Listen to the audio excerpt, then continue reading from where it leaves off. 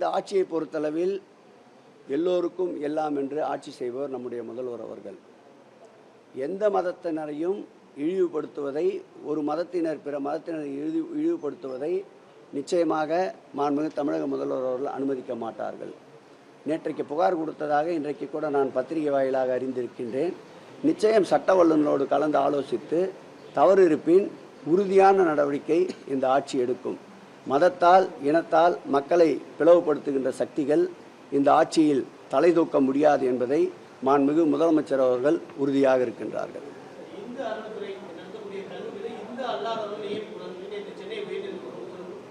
நானும் இன்றைக்கு பார்த்தேன். ஏற்கனவே இந்து சமய அறநிலையத்துறையின் சட்டமும் அதைத்தான் சொல்லுகிறது.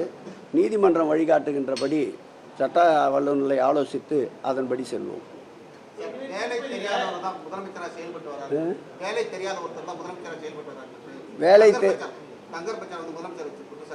இதே சங்கர் பச்சன் முதல்வரை புகழ்ந்து பேசிய பேச்சை நான் வேண்டுமானால் ஒல்லிநாடாவை உன்னிடம் தருகிறேன். கடந்த ஆண்டு மாண்புமிகு தமிழக முதல்வருடைய பிறந்தநாளை முன்னிட்டு YMCA திருமண மண்டபத்தில், வெப்பேரியிலே இருக்கின்ற திருமண மண்டபத்தில் சங்கர் பச்சான் புகழ்ந்த புகழ் இதுவரையில் திராவிட முன்னேற்ற கழகத்தில் இருக்கின்ற பேச்சாளரோட பேசியிருக்க மாட்டார்கள். அந்த அளவு புகழ்ந்தவர்.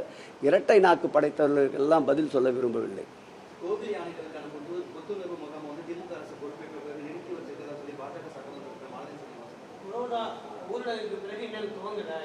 அதாவது தூங்குபவர்களை எழுப்பலாம், தூங்குபவர்களை போல் நடிப்பவர்களை எழுப்ப முடியாது.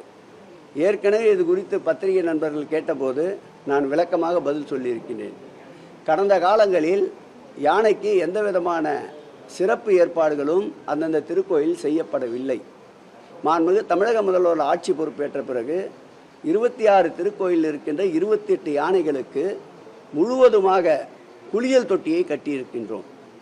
அந்தந்த யானைக்கு ஏற்றாற்போல் நடைப்பயிற்சிக்கு இடத்தை தேர்வு செய்து மணலால் நிரப்பப்பட்டு நடைப்பயிற்சி மேற்கொண்டு வருகின்றது. 15 நாட்களுக்கு ஒரு முறை யானைகளுக்கு கால்நடை துறையை சார்ந்த மருத்துவர்கள் நேரடியாக வந்து பரிசோதிக்கின்றார்கள். அவர்கள் அந்தந்த யானையினுடைய சூழலை பொறுத்து அவர்கள் குறிப்பிட்டு கூறுகின்ற உணவு வகைகள் அந்தந்த யானைக்கு உணவு கட்டுப்பாடோடு வழங்கப்படுகின்றது. மருத்துவ சிகிச்சை தேவை என்றாலும் மருந்து மாத்திரைகள் வழங்கப்படுகின்றது. 3 மாதத்திற்கு ஒரு முறை வனத்துறையினர் வந்து அந்த யானையை முழுவதுமாக பரிசோதித்து அவர்களும் யானையினுடைய நிலையை உணர்ந்து ஆய்ந்து அறிக்கை தருகின்றார்கள். அது மாத்திரமல்லாமல் மதுரையிலே இருக்கின்ற பார்வதி யானைக்கு உடல்நல குறைவு என்றவுடன் கண் பார்வைக்காக டென்மார்க்கிலே இருந்து மருத்துவர்களை அழைத்து வந்து சிகிச்சை செய்த ஆட்சி மாண்புமிகு தமிழக முதல்வர் தலைமையில் இருக்கின்ற இந்த ஆட்சி தான். ஆகவே யானையையும் மனித உயிர்களுக்கு ஒப்பாக கருதுகின்ற ஆட்சி மாண்புமிகு தமிழக முதல்வருடைய ஆட்சி. ஜீவராசிகள் மீதும் அன்பு செலுத்துகின்ற முதல்வர் நம்முடைய முதல்வர்.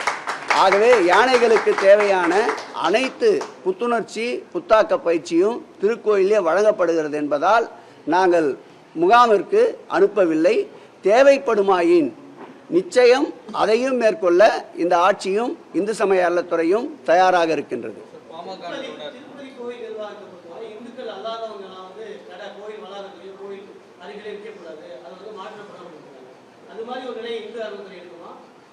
இல்லை, பிரிவினைகளுக்கு ஒட்டுமொத்தமாக மதிப்பளிக்கின்ற ஆட்சி இந்த ஆட்சி அல்ல.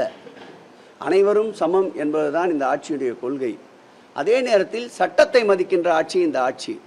சட்டப்படி இந்து சமய அறநிலையத்துறையின் சட்டம் என்ன சொல்லுகிறதோ அதன்படி செயல்படுவோம். பாமக தலைவர் ராமதாஸ் அவர்கள் முதலமைச்சர் நேற்று வேலை இல்லாதவர்கள் விமர்சித்தது ரொம்ப பெரிய பேசுபொருளாக